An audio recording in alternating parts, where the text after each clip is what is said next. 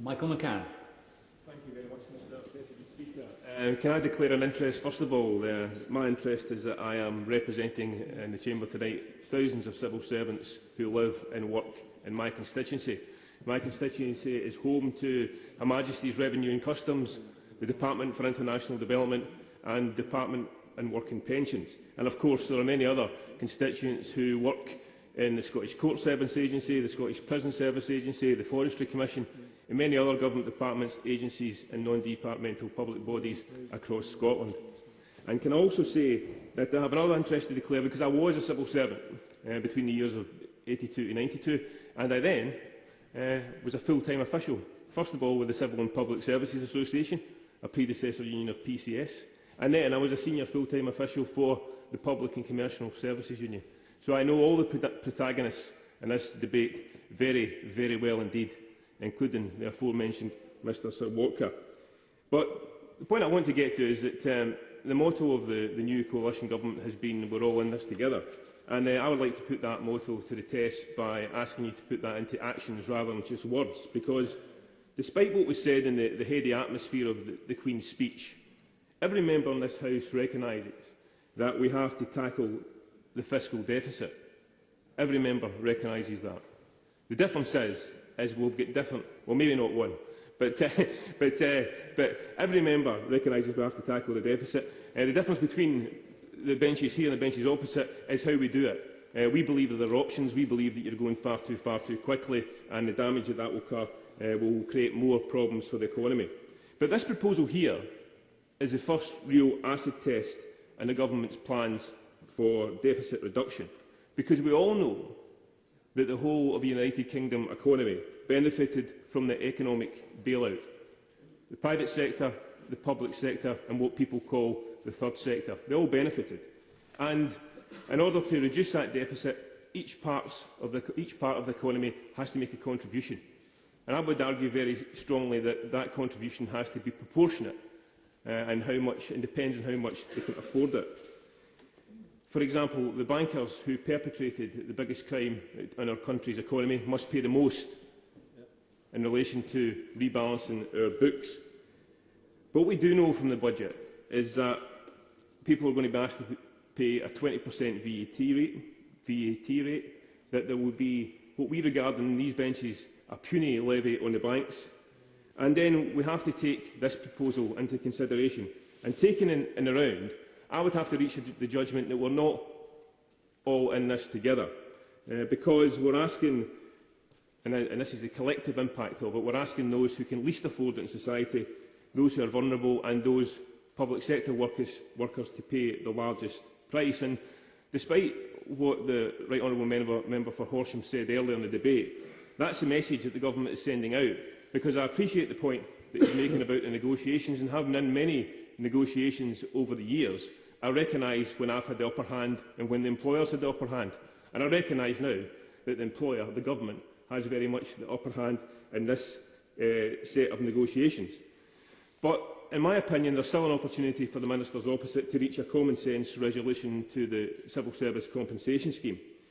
Because the first thing is there's a lot of inaccurate information being put out in the press, and I think there's a great deal of confusion between severance and early retirement. For example, I heard a quote on the Today programme, and the BBC Today programme, that there would be some civil servants would receive 6 2/3 years' payments after they were made redundant. And that's clearly confusion between severance and retirement, because the simple fact of the matter is that severance is based on length of salary and service, and the maximum payout under the current CSCS scheme is 3 years.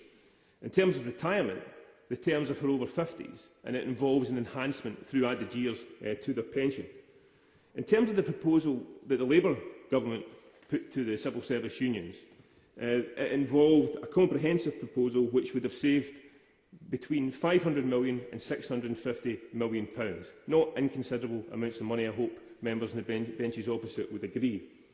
And it protected all the different bases in respect of early severance and early retirement.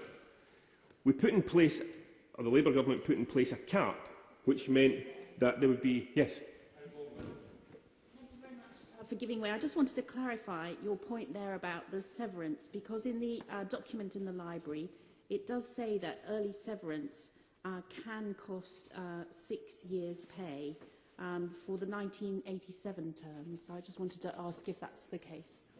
The honourable lady is absolutely correct, but has been made clear in the contributions earlier. The simple fact is that actually refers to a very tiny proportion of the civil service staff and population. The vast majority are on the terms that I've given you. The honourable gentleman shakes his head, but it's absolutely true that the vast majority of people will get severance terms based on a maximum of 3 years payout, and indeed your colleagues are nodding in agreement with me, so you seem to be in a minority. Yes, I will. The surprise I express is that this argument that because not many people will receive enormous payouts, that means that it somehow isn't a problem. And I just wanted to add, if I may, Mr Deputy Speaker, a couple of facts to the debate. In the last 3 years in the Department of Health, the average payouts have been over £100,000 for each year. So this argument that somehow the very large payouts are just a couple of small examples contravenes the facts. That intervention, the honourable gentleman is simply wrong. There are tiny, minute numbers of individuals who would be attracting substantial payments. The vast majority of people, as I've said, would get a maximum of 3 years payment on severance terms, and in terms of early retirement, it's through added years, and the Minister nodded when I mentioned this point earlier, it's a maximum of 6 2/3 enhancement. The most important thing about the February 2010 proposals put forward by the Labour Government is they did protect the lowest paid civil servants, because despite the fact that there was a cap of 2 years' salary and there was a maximum of £60,000, if you take account of the fact that this figure that's been bandied about quite a lot in the debate so far, which is the maximum salary of a civil servant, or the average salary is around about the £20,000 mark, that means that we're being protected by the Labour proposals. Under the proposals in this bill, it's a fact that those individuals would face a 2/3 cut, and that's unreasonable. And with the greatest respect to the member's office, I take the view that it demonstrates that we're not all in this together. Because what it does say is that there's an anticipation that many thousands of civil servants will be made redundant in the months to come as a result of the comprehensive spending review.